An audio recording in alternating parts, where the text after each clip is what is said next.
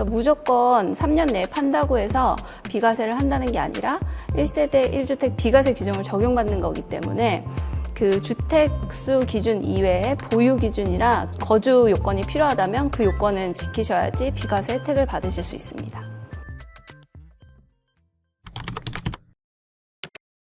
안녕하세요. 세무법인 해움 이재희 세무사입니다. 세무사님, 저희 오늘은 1세대 2주택에 대한 이야기를 해보려고 하는데요. 부동산 거래하려면 이것저것 머리가 정말 아프잖아요. 그래서 부동산을 거래할 때 특히 세금을 무시할 수가 없는데 1세대 2주택의 경우 양도소득세 비과세를 받을 수 있는 케이스가 또 있더라고요. 네, 맞아요. 부동산 관련 규정이나 세금은 일단 그 세법의 개정이 정말 많고 또 예외 규정이 너무 많아요. 그래서 일반 납세자분들이 생각하시기에는 복잡하다고 느끼실 수 있어서 오늘 부동산 관련된 세금 중 2주택자인데 1세대 1주택 비과세 규정을 적용받을 수 있는 케이스들에 대해서 알아보려고 하겠습니다. 먼저 그 부동산 대체 취득으로 인한 일시적 1세대 2주택인 경우입니다. 보통 가장 많이 발생하는 경우인데요.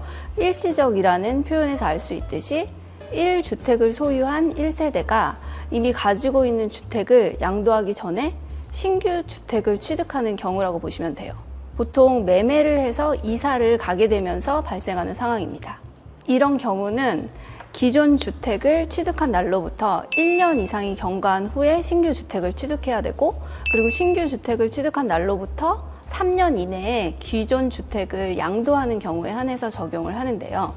그 기존 주택을 양도할 때에 대한 양도세에 대해서 이제 1세대 1주택, 2주택을 가지고 있지만 1세대 1주택 비과세 규정을 적용받는 것입니다.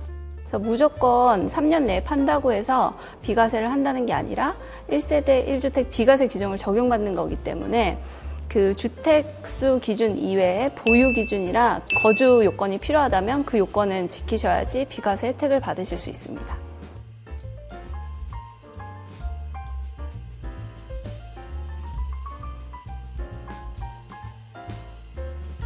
그리고 두 번째 케이스는 혼인으로 인해서 일시적으로 2주택이 된 경우를 말하는데요.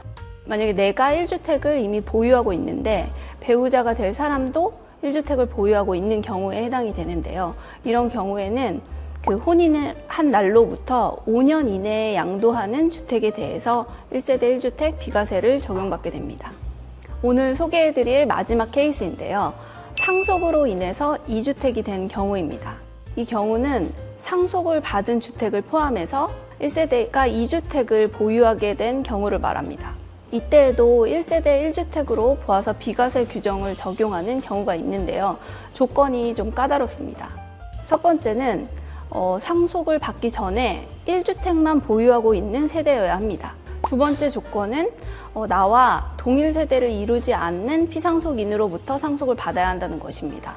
이렇게 두 가지 요건을 충족한 경우에 주택을 상속받은 경우에는 내가 기존에 가지고 있던 주택을 파는 경우에 1세대 1주택 비과세 규정을 적용받을 수 있습니다. 근데 여기에는 주의해야 될 점이 있는데요.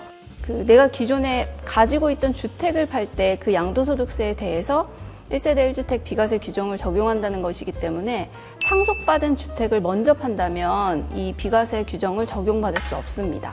그리고 이 상속으로 인한 2주택의 경우에는 앞서 설명드린 혼인이나 일시적 2주택과 달리 양도를 하는 데 있어서 기한의 제한이 없습니다. 그래서 상속받은 이후에 기존 주택을 언제든지 팔기만 하면 1세대 1주택 비과세 혜택을 받으실 수 있습니다.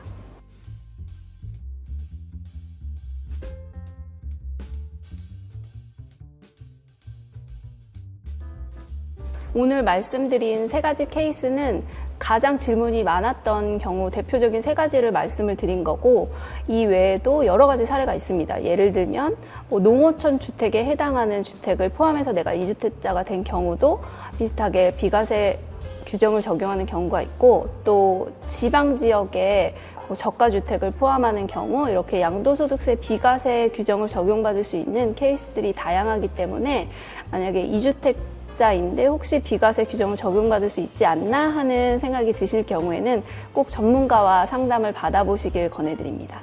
오늘은 2주택자이면서 1세대 1주택 비과세 규정을 적용받는 케이스들에 대해서 알아봤는데요. 관련해서 궁금하신 점이 있으시면 언제든지 해움의 상담 신청을 남겨주시기 바랍니다. 지금까지 해움의 이재희 세무사였습니다.